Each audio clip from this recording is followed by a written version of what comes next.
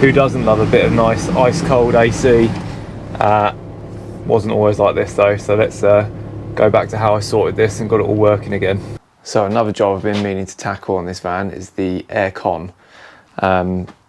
It's a bit intermittent. Sometimes it works really well, sometimes it doesn't work at all. So not much point in having it if it doesn't work.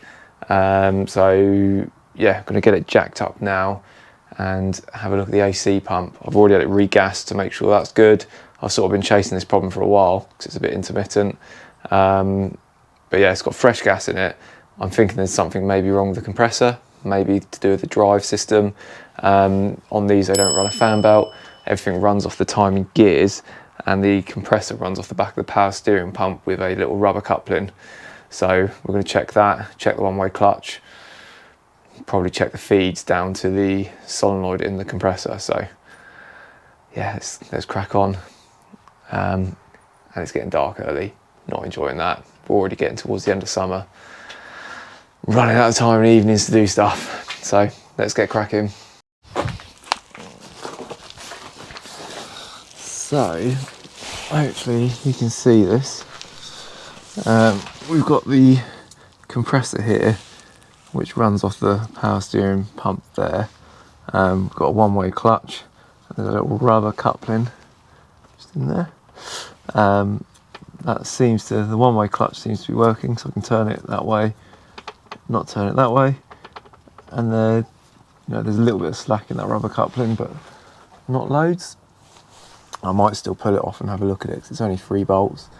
But also I'm going to check the plug for the feed from the AC controller in the car. Now, I did a bit of research and a bit of watching about this problem, and you'd think there'd be 12 volts going to that, but there's not. It only puts out like 10.5 volts. So if we've got 12 or less than 10.5, then the controller might have gone wrong. So let's have a look at that first. So it's a new night. We're back on the van, but I think I've got somewhere with it. Now, last you saw probably in the video footage, I was going to measure the voltages at the AC pump. They weren't what I was expecting, so I was ready to condemn the AC control module until I thought, let's plug in VAGCOM and just have a little play just in case, which is where I think I found the problem. So I'm going to plug it back in, sort of show you how I got to that point. Right, so here we are in VAGCOM. Go into auto HVAC, which is your heating and ventilation in the vehicle. Helps with the ignition on. There we go. So fault codes. Yeah, wasn't ever getting any fault codes, which was half the problem. I had nowhere to sort of look. So then I went into measuring blocks, and then in here you get this compressor shut-off code, which currently it won't let the compressor on because the engine's not running. But I was getting, so this is the list of codes you get there, I was getting number 14, evaporator temperature too low.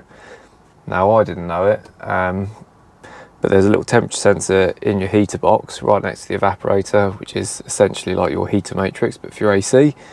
And if that reads too low, it turns the AC pump off to sort of save the system from damaging itself. And when I went into the live data for that, I think is that one there, yeah, evaporator temperature, I mean it's reading fine now, but when I first went into that it was reading minus 7.9 degrees. Therefore it thought it was too cold and it wouldn't let it work. So I pulled it out, and then now it started reading and the AC seems to work fine. So I've ordered one, it's genuine only. I've got it now and we're going to put it in. I'll just show you where the sensor itself is. So yeah, you've got to pull the lower part of the dash apart, which I'll show you how that comes apart. And this is him here at the moment. That's not where it lives. It lives up in there, which I'll show you properly now as I fit the new one. Didn't film any of this coming apart, so this is a look from the future of how this comes off. Yeah, not a lot really. So you pop this little side panel off, pop this trim piece off. You've then got a screw there, screw there, screw there, take the fuse box cover off, you've got another screw there and there, and then one down the bottom there, which hooks under that panel. And then you can gain access to everything that you can see here. So I've got here a head mount, so hopefully you can see everything I can see and what I'm doing. So here's the new one. This was about 30 quid, so considering I was ready to throw a pump at this, if this is the problem completely, I will be very happy. Yeah, there we go. So it lives.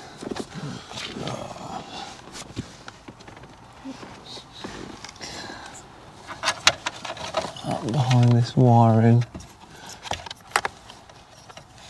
up in there, which you probably can't see because my hands will be in the way. Let's see if we can get it in.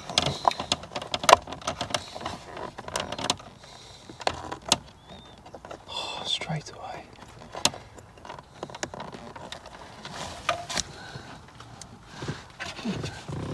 See where he is there? So let's unplug that, plug it in and then rotate it to lock it into place.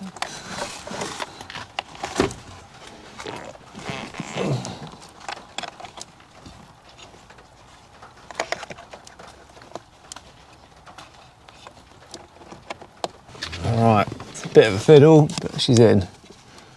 See the wiring going to it, see it just there hopefully. She's in.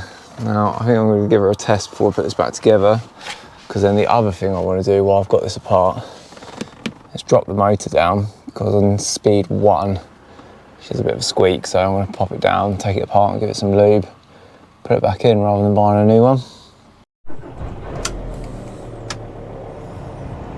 AC's turned on. Let's turn that off. Come out and go back in. No fault codes. Measuring blocks. So compressor should be on. It's telling it to work. Let's check that evaporator temperature.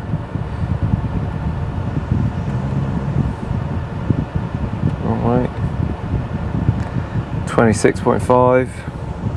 Yeah, it's saying it's 21 degrees outside, so that's good. Feels like we've got cold air coming through. Let's check the pipes in the engine bay.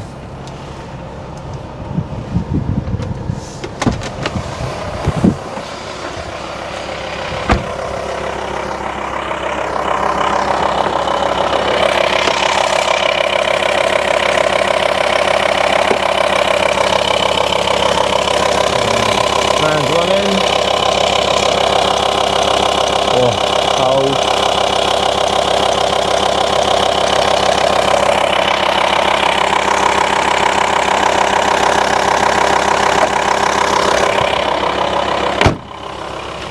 Could be on to a winner.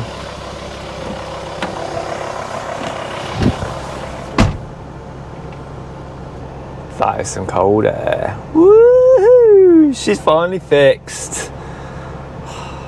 Yeah, love a vehicle with good aircon. I think it's only these bolts, and they're a 5.5mm socket size, you know, because why not?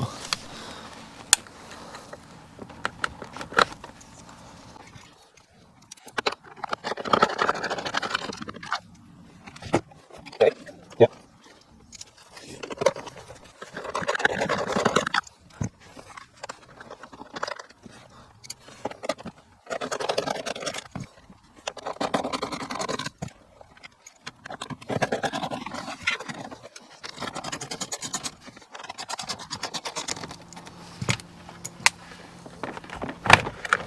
As easy as that. Yeah, she's a bit tight. Let's go put her on the bench.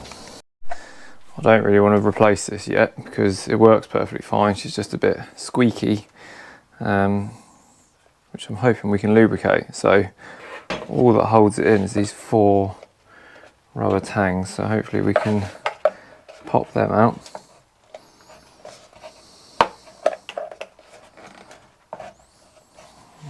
Screwdriver.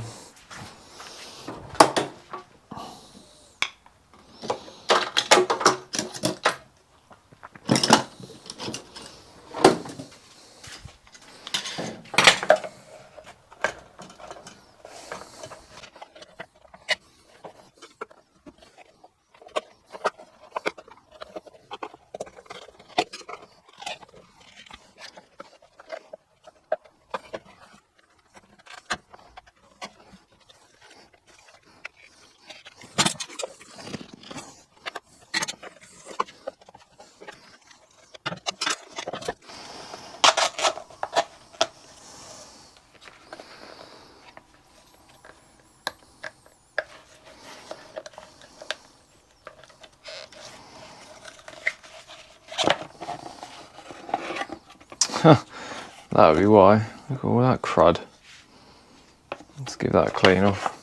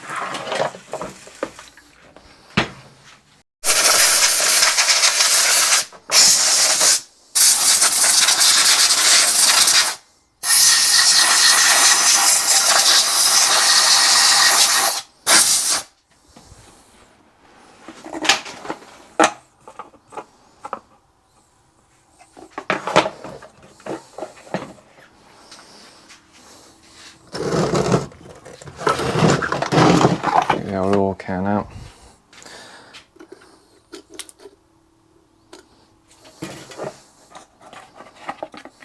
So I'm just applying engine oil to the bearings here and then working the fan to try and get the oil back into the bearings, because I think this is what's causing the squeak.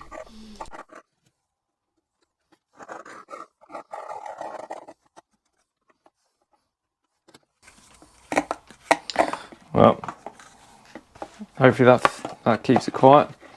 So yeah, to reassemble, it's literally just push it back together. I might put a bit of squirt on them to make it a bit easier to go in.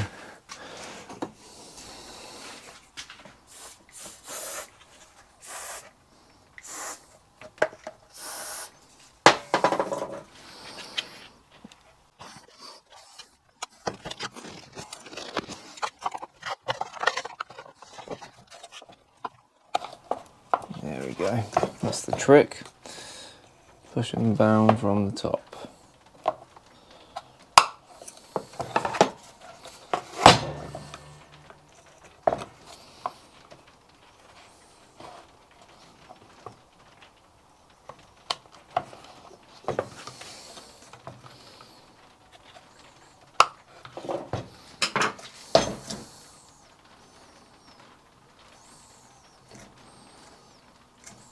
Feels a bit better. Let's jam it back in the van.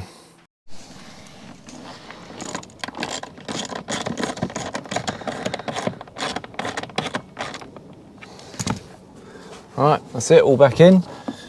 Let's throw the rest of this back together.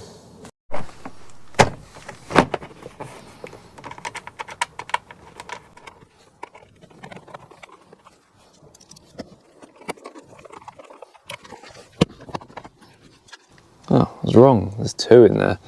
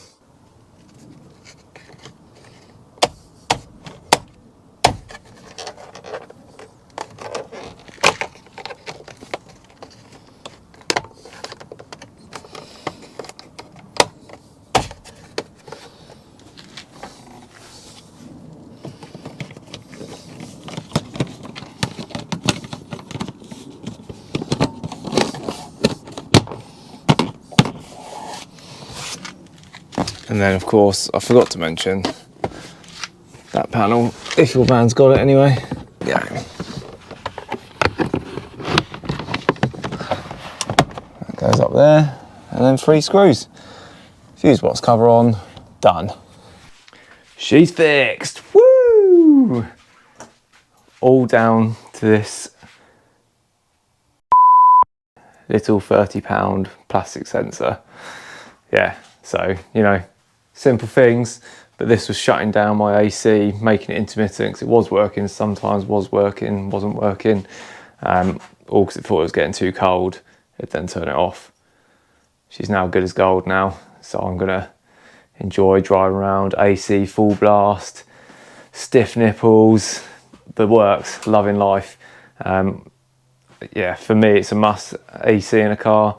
Yeah, it's not the hottest country in the world, but when it is hot, it's unbearable. So why not have AC that works? Also, we fixed that the actual fan, so that's not going to squeak at low speed anymore. Winner. So yeah, hopefully you enjoyed the video. Hopefully it helps you out if your AC isn't working. Might not be the exact same problem, but might be. And yeah, give us a like, give us a subscribe, check out some of the other videos we do, and we'll catch you in the next one.